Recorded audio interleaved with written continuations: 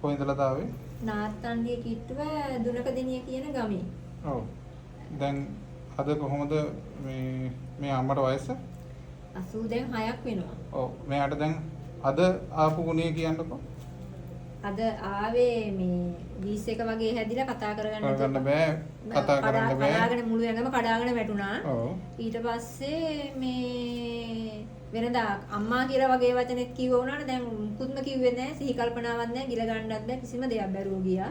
දැන්ට මොකක්ද වෙලා තියෙන්නේ? දැන් මගේ නමත් දැන් මගේ නම මාස ගානකින්වත් කිව්වේ අද නැති ගෙනාව මගේ පළවෙනි දවසේ නම. නේද? දැන් අද මගේ නමත් කිව්වා.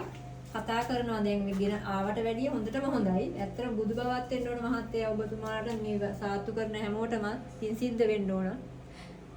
මේ වගේ ඒවා පෙන්වන්න ඕන ලෝකෙටම මොකද මිනිස්සු දන්නේ නැහැ ඇත්තටම.